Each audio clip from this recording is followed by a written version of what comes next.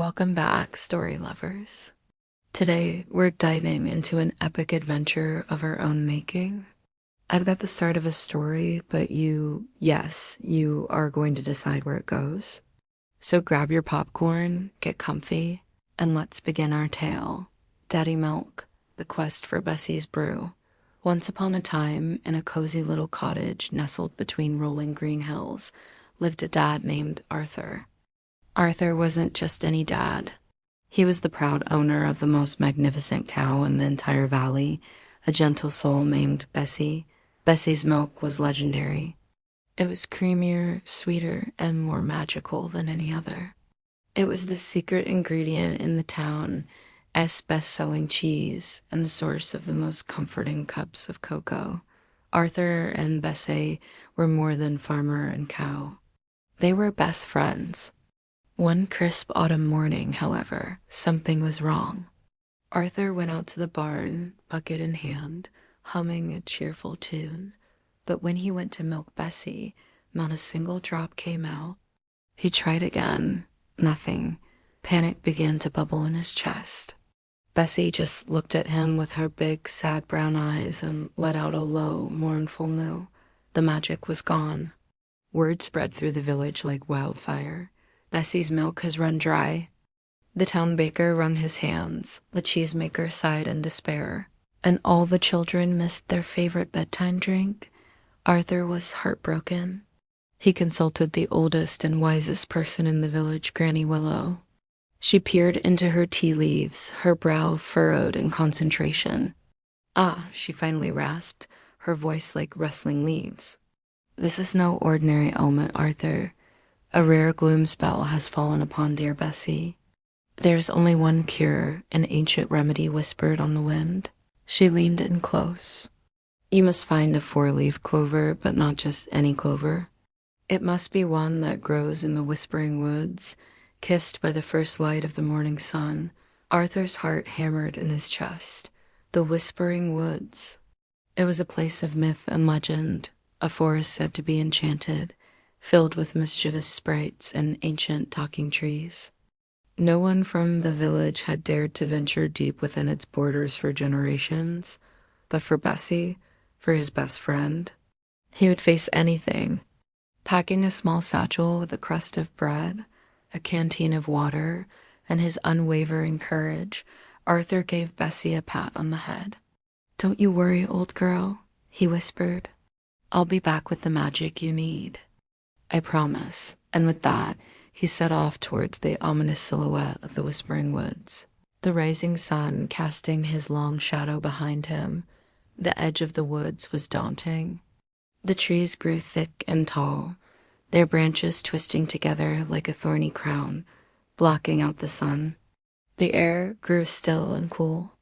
As Arthur took his first step past the ancient moss-covered stones that marked the entrance, the gentle sounds of the valley faded, replaced by a strange, humming silence. He felt eyes on him from the shadows, and whispers seemed to dance on the edge of his hearing. He walked for what felt like hours, deeper and deeper into the emerald twilight of the forest. The path he thought he was following had vanished, leaving him surrounded by identical-looking ancient oaks. He was lost. Just as a sliver of doubt began to creep into his mind, he stumbled into a small, sun-dappled clearing. In the center of the clearing sat two peculiar figures on a log. On the left was a tiny pixie with iridescent wings, flitting nervously and clutching a small, acorn-sized lantern that glowed with a warm, friendly light. On the right sat a grumpy-looking gnome with a long white beard, meticulously polishing a collection of shiny, colorful river stones. They both looked up as Arthur approached. The pixie chirped, her voice like tiny bells. "Oh, a traveler. Are you lost, good sir? Perhaps you need a little light to guide your way." The gnome just grunted, not looking up from his stones. "Or perhaps," the gnome rumbled, his voice like grinding rocks, "he needs a proper map. Light is fleeting, but a good stone path is forever. And this, my friends, is where you come in. Arthur needs help. Does he accept the pixie's offer of a guiding light? trusting in her magical glow to lead him through the darkest parts of the woods? Or does he trust the grumpy gnome's promise of a stone map, relying on ancient earthy knowledge to find his way? This is a critical choice. The path of light might be swift, but could attract unwanted attention. The path of stone might be slow and steady, but could lead to different kinds of challenges. What should Arthur do? Cast your votes in the comments below. Type light to follow the pixie or stone to trust the gnome. The choice with the most votes will determine the next part of our adventure. All right, the votes are in, and it was incredibly close, but you have spoken, and Arthur's path is now set. The winning choice was light. Arthur decided to trust the quick-witted pixie and her magical lantern. Arthur smiled warmly at the tiny creature.